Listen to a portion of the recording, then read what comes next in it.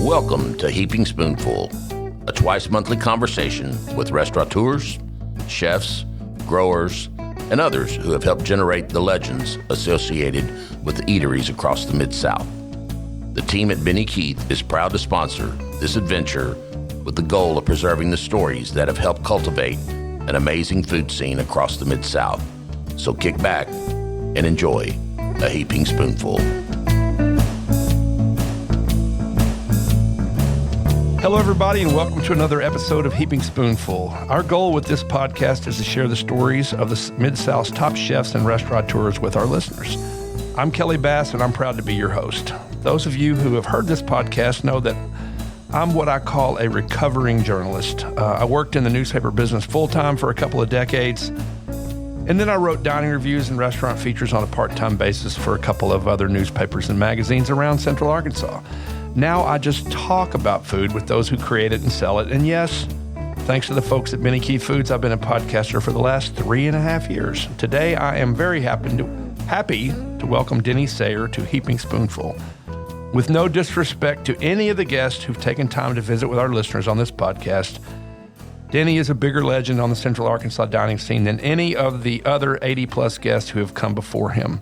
Does that pique the curiosity of all of you out there in podcast land? Just hold on and you'll understand why I say that. So with no further ado, welcome, Denny. Thank you. Welcome. Thank you for having me. I'm glad you are here.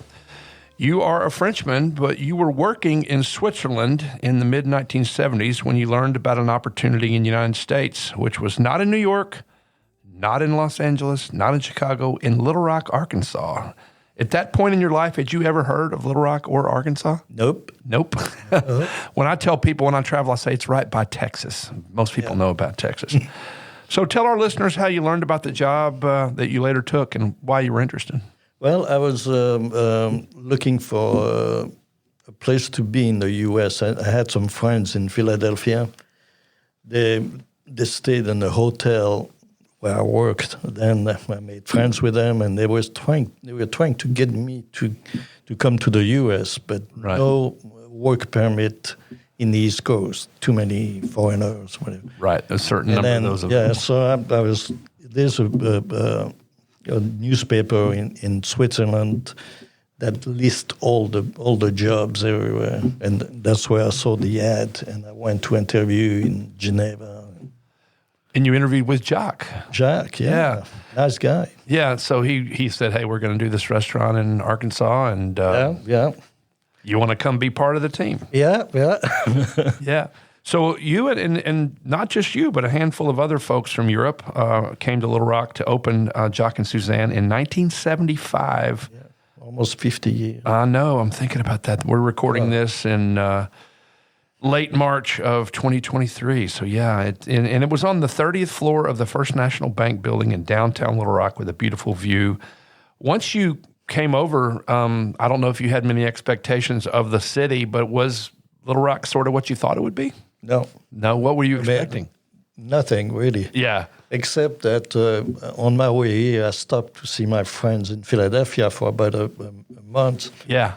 And they were saying, where you go? All their friends were saying, where are you going? I'm like, Little Rock and opening a restaurant. The only thing I knew was on top of the tallest building in Arkansas. Yeah, right. Yeah. And everybody was saying stuff like, you'll have a nice view from the second floor.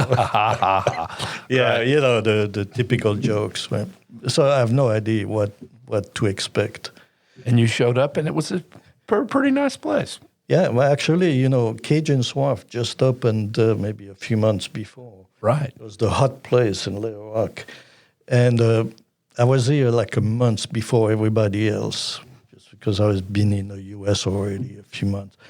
And the manager of the restaurant that was already here came to pick me up at the airport. It was in May 11, 75, it was already 95 degrees. That sounds about right. Coming out at like 10 p.m., right? Yeah.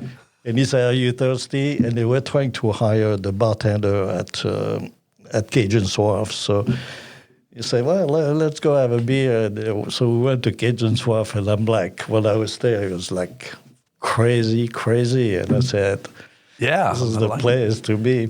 Yeah, that's Cajun's Wharf was, I mean, it burned really hot. And Mary Beth Ringgold, who worked on the staff and then later bought it from the Landry firm, has been a guest on Heaping Spoonful. And so that was May of 75. Well, in May of 76, I took my date to Cajun's Wharf for the Bryant High School junior prom. So, I thought it was kind of a big deal, too. It's interesting, and I don't even know how Jacques and Suzanne got involved with this project, but you said that you they're Swiss, and you interviewed with him in Switzerland. Do you know how it was that they came to come here? It's a guy named Joel Teller that I think had a relationship with the First Commercial Bank, the building.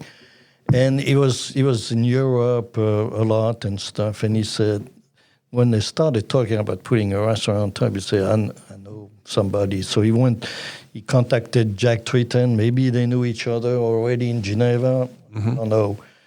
But that's how it got all started. Right. And they came here for about a year, got it started. Yeah. But gosh, so you came from Europe. Louis Petit came to be the maitre d'. Yeah. Paul Bash, he's American, so was he working somewhere else? Well, he was like a banquet chef in a hotel or something like that in Geneva. That's how they. Oh, I see. So he's American, but he was in Switzerland. Yeah. Yeah. And so, and again, for those who I'll mention this later, but the legend, excuse me, of Jacques and Suzanne, because nobody here had ever seen anything quite like that, has been captured in a 30-minute documentary. And if anybody wants to see it, it's very simple to find it on the internet. It's JacqueDoc, so JACQUESDOC.com, and you'll know more than we can tell you. But it was open for 11 years, introducing Arkansans to things they might have had in their travels, but they had not had in Little Rock, which would, including escargot, Chateaubriand, fabulous soufflés for desserts. It was very different. I guess when you guys started making all this in the kitchen, I guess you understood that you were doing something that had never been done here before. Yeah, definitely. Yeah. And we talked before we started recording, and there's no real secret that the restaurant didn't have to pay rent. The bank let them be there rent-free for 10 years. And much to your chagrin and others, it never learned to operate as a place that could make money once it had to pay rent. So after 10 years or maybe moving in 11, that was the end of that. Yeah. But unfortunately. Yeah, it is. And, now that we're 37 years past the closing in 1986, the legend's grown just like all things that were remembered fondly. And, we'll talk in a little bit about the amazing number of restaurants that Jacques and Suzanne alumni opened in the decades since. But, your story's different. You came and you worked there 5 years, and then about halfway through the run, you left in 1980 and you opened La Casse-Croûte, which you ran as a restaurant that did pay rent and did make money. So did you just decide that you wanted to go do your own thing and not be part of that team anymore? Yeah. Well, actually, Andre, remember Andre Bakery, he left after 1 year. Oh, I didn't realize. He found some investors, doctors or whatever, left after 1 year. And opened Andre's? Andre, which he may have been a little too early because with investors, they kind of forced him to do things afterward, to work more than he wanted to open 7 days a week and stuff like that. And I think investors went sideways. Yeah. And eventually let them go under and came back and bought the place back a penny to $1 or whatever. Right. That's how he got started back again. But he was with people at first, and that's the problem when you have people telling you, putting the money, they tell you eventually that you what have you to need work to do. more. Yeah. So you left in 1980 and opened La Casse-Croûte, and that again was your own vision of how you wanted.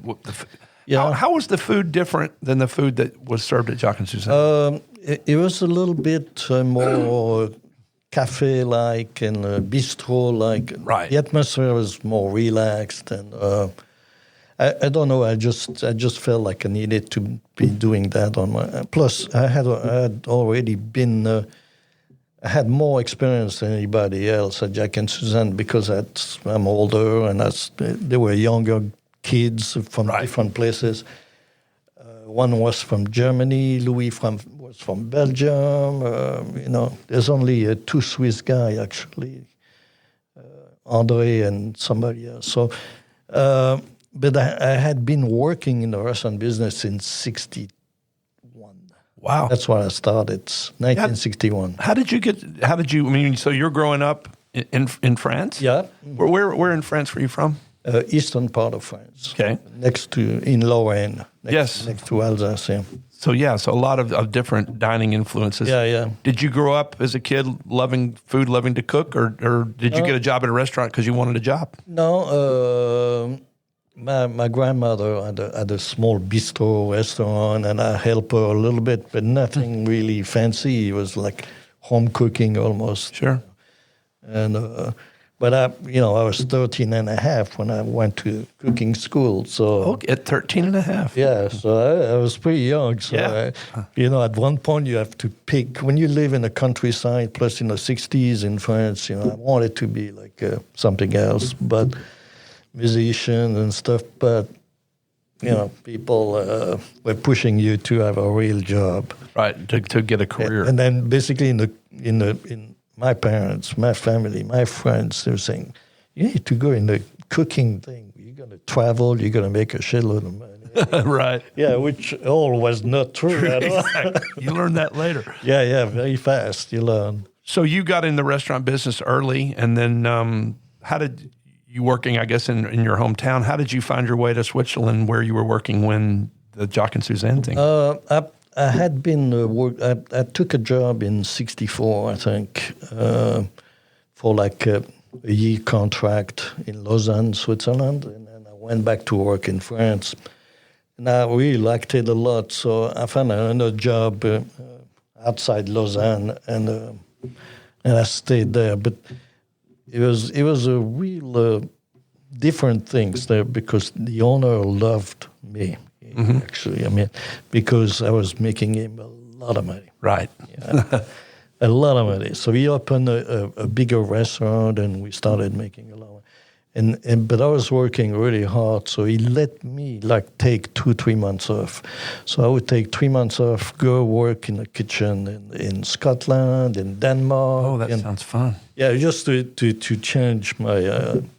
and he would hire somebody part-time to take my place. When I came back, I had my room because I slept in a hotel. I had my room, I had my job, I had... Well, and you left that to come to Arkansas. Yeah. Yeah. And you never, you haven't left. So you were working. And again, you said more bistro, because the thing about Jacques and Suzanne's, people have to realize, and you'll know it if you watch the documentary, which again is only 30 minutes, men had to wear a coat and a tie for the first several years. So you had more of a bistro casual atmosphere, which again, I've been lucky to have a sister who's lived in Paris and now London and back and forth for the last 40 years. And there's nothing better than a bistro and, approachable food, but high quality. And so then after the rent came due at Jacques and Suzanne, and it closed in 1986. You teamed back up with some of your partners from there and opened Alouette's, which was just in the same building down the way from where Le Casse Crew was. There's a step in between. There's a step in between, okay. Yeah. Louis and I, in I think 82 or 83, decided to open our own restaurant. We'd been trying to open our own restaurant, the two of us. Right. And so... we had a mutual friend, a French guy that had the bistro where Graffiti is now. Yes. Yeah, Eric Pugeya. So, and he wanted to get out. He was not doing very well. So we bought the place, the two of us, and decided to do an Italian restaurant there. So you did Graffitis. But in the meantime, Edmond and Paul Bash, which were... partners with Louis at Jacques and Suzanne, got upset that he was leaving, so we included them in the group. That's how the group formed in the first place. So, and then after a few years, Louis left to do his own stuff, Maison Louis, I think. Mm-hmm. Yeah. And then we stayed together, and when they closed, we had Graffiti together. I'm not sure we had the proper car yet. But anyway, we had at least graffiti together. So when we decided to stay together, and instead of Jacques and Suzanne, open another French restaurant, because that's what we knew best to do, right? Unfortunately, with all of us in the same building, it did not go as smooth as possible. So we opened Graffiti in North Iraq to get one of us to go there. I mean, and then after we opened the Graffiti in North Iraq, that's when we decided, when they closed, Jacques and Suzanne, we decided to open Alouettes together. Right. Yeah. So close my restaurant, close their restaurant. And so for a while, you had La Cache-Croûte and also were involved with graffiti. Yeah. And Definitely. Yeah. I'm the one that got started it. I mean, I cooked the first night at Graffiti. Okay, yeah. Because it was a Monday night that we opened, and I was closed on Monday. Yeah, so you were available. Yeah, well, it was a legendary place, and it just only recently closed. It had been sold, and it only recently closed. The folks I heard last week. The folks who have La Terraza. Yeah. Yeah, so there's okay. And so then you all opened Alouette, and you closed La Cache-Croûte, and that was you and Paul Bash and Ed Moore. Yeah, that's it. But not Louis, because Louis had Maison. Okay. Wow, that's great. Well, listen, we're going to take a short break here on Heaping Spoonful. We'll be back in just a bit with Denis Seyer, who made a huge splash on the Little Rock restaurant scene when he helped open and was chef at Jacques and Suzanne in 1975, and whose impact has been felt here ever since. I hope you're enjoying this episode of Heaping Spoonful. We at Benny Keith Foods enjoy talking about the food scene almost as much as we enjoy providing the top quality ingredients that help restaurateurs and chefs across the Mid-South create their magic. Now let's dive even deeper into the culinary world with your host, Kelly Bass. All right, welcome back to Heaping Spoonful. Let's now continue our conversation with Denis Seyer. So we've already started talking about the family tree, because Louis had his spot. He later opened Prego, and you teamed up with Paul Bash, and you all had Graffiti North. You opened Alouettes. And then you mentioned briefly Purple Cow, which is a completely different concept that's still going along. Great burgers, purple milkshakes, among other color milkshakes. It's still cooking right along, and here we are in 2023. So let's talk about Restaurant 1620, because that again included Yvette Brady, great chef who you had worked with at Jacques and Suzanne. You'd worked with at Alouette. She worked with you in the kitchen at Alouette. And then 1620 really is just kind of down the street in what used to be far west Little Rock. It's not so far west anymore. And she became the chef there. Yeah. And you were involved in that team that opened that one too. Yeah. Yeah, that's what I like to do best. I love cooking, but I love to open restaurants. Well, that was another one that was a huge hit. Yeah, and it stayed there for quite a while. Yeah. There was a guy named Tim Tim Morton? Yeah, Tim Morton. Yeah, that worked with... He's the Yvette's nephew. Ah. Yeah, that's the whole... It was a family kind of thing. And that's a great... That was a great place too. So then... And again, a little different twist. I mean, it's continental, but a different twist on the menu. And then at a point in time, Alouette's, which I remember going to, and I had a friend, Ray Smith, who was a waiter there, who'd been a waiter at Jacques and Suzanne. Yeah, Ray and I grew up in Bryant together. And then Alouette's became Gypsy Grill. Do you remember when that was and what led to that change? Yeah. I tell you what led to that change is the 9/11. Ah. Because suddenly, the French were bad mouth. They were pouring French wine down the drain, I'm a seller, so I used to sell a lot on Montmel, and I would hear people say, "I'll never go to France." I was like, "What?" It's a little why, but that's the mood of the country then. And then I tried to stay open for about a year. I kept the restaurant going, but, I lost a lot of... There was no traveling, which most of my clientele was still out-of-town business and doctors and, UMS politician, whatever. And after that, everybody like kind of cooled down, and so that's when I decided to open Gypsy. Yeah, open Gypsy, I think. Right, and it's just, again, a little more casual. Oh, I did not open Gypsy. I cut the restaurant in half, kept Alouette in that back room. It's closed off, and did a Le Casse-Croûte up front. Okay. Oh, I remember that. Yeah, which was a little more casual and stuff. And then I opened Gypsy, and then we had a menu that changed every month.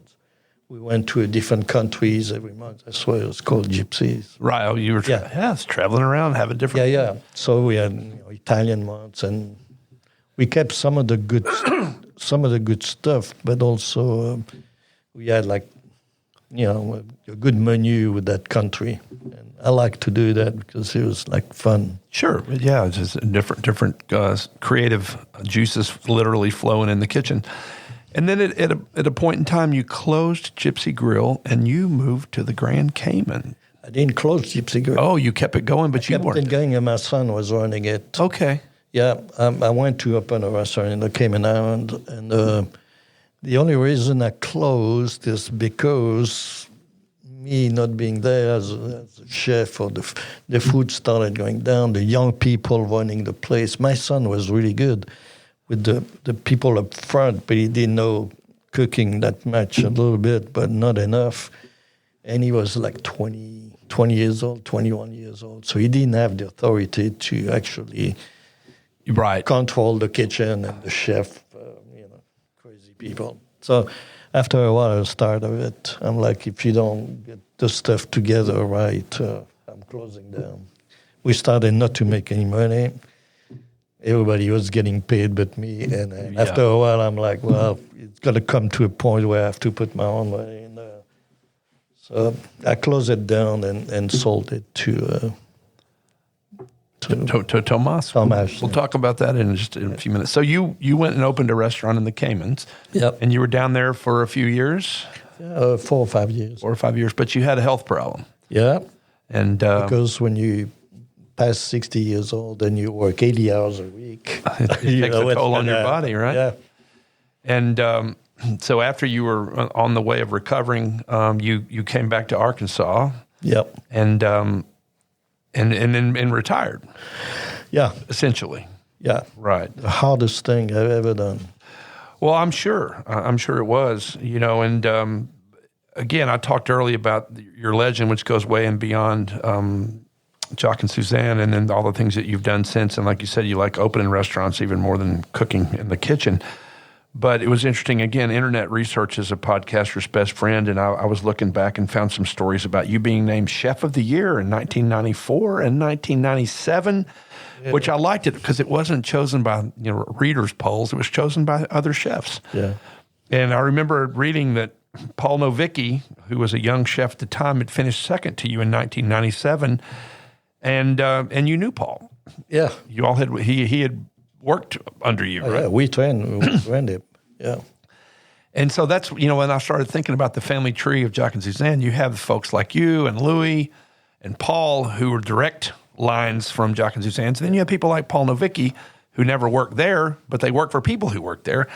He went on to work with Louis at Cafe Prego. He later opened a place, he and Scott Swander, called Spallet in the Heights, and then they opened New Cuisine. Mm-hmm. So the family tree takes on more and more little branches. Yeah. Yeah, it's really kind of cool. And then so Louis remains in the restaurant business with his sons in Florida, because I've been to the Red Bar in Grayton Beach. Oh, they've been there for a long time. And it's a fabulous place. And his name is on one of the Little Rock's most acclaimed restaurants in the year 2023, which is Petite and Keat. Yeah. I guess nothing Louis does surprises you too much. Did you know that was coming, or did it just you learn about it? I learned about it like everybody else. But he never worked with his two sons at the Red Bar.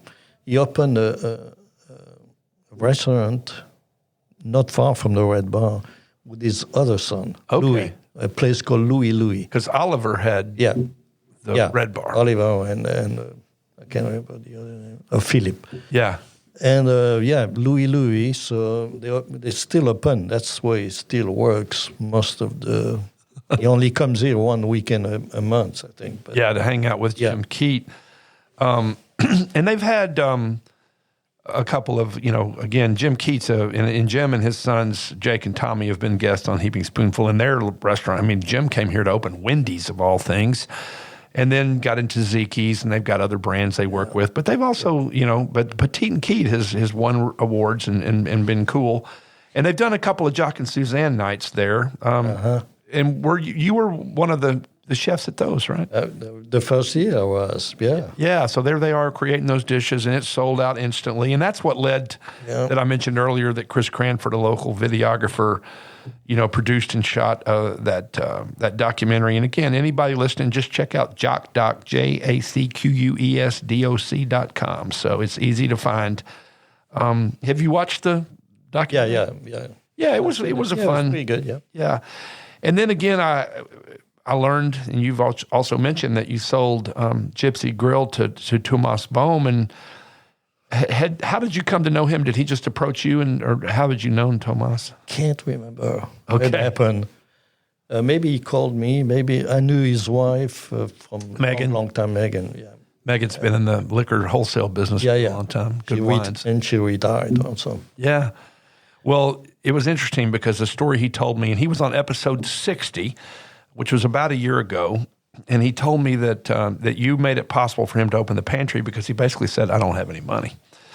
And did you worry you were taking too big a risk, or did you feel like he knew what he was doing? No, I didn't know that he knew, because I didn't know him much. I met him twice maybe before that.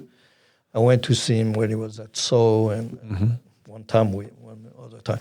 But I'm thinking, okay, he's European, so at least he's going to be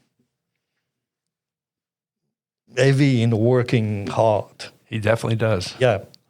So I'm like, that's the thing. And then, I said, if he doesn't pay me, I'll take the place back. Not that I wanted to, but... But you had the leverage on that one. Yeah. Well, it was interesting, the story he told me. He said that he went home and told Megan, that you were kind enough to give him this opportunity. And he said, no matter what happened with the pantry, he was going to pay you first. He said, honey, we might be eating ramen noodles, and we may or may not be able to pay our electric bill, but we're going to pay Denny first. And he made good on that. And it's, again... me very fast, because he was successful. He was. Oh, my God. Me with my brilliance, I remember when he decided to open Pantry Crest there, and it actually opened in the place that had been Sufficient Grounds in Hillcrest, and that's where he met Megan.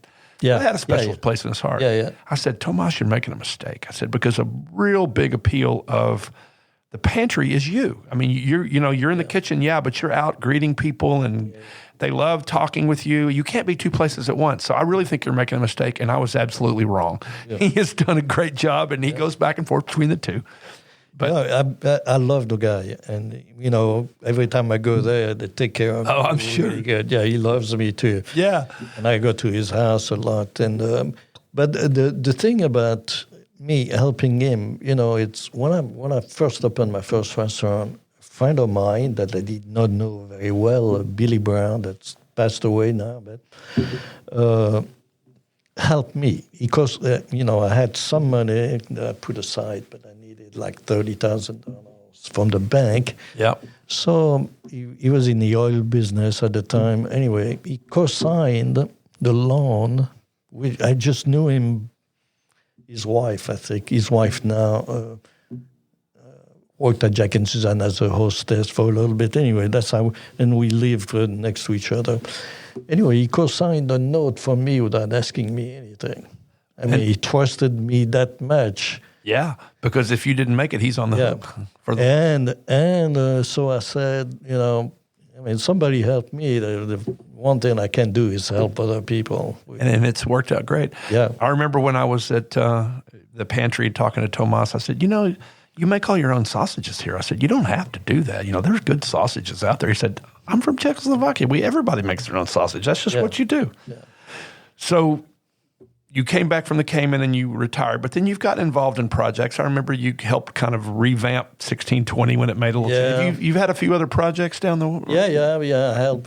Also, my son was in the food business for a long. Now he's at Falcon Jet, but that's good French company. Yeah, good company. Yeah, I'm glad he's out of the restaurant business. This is not a good business to be raising a family or whatever.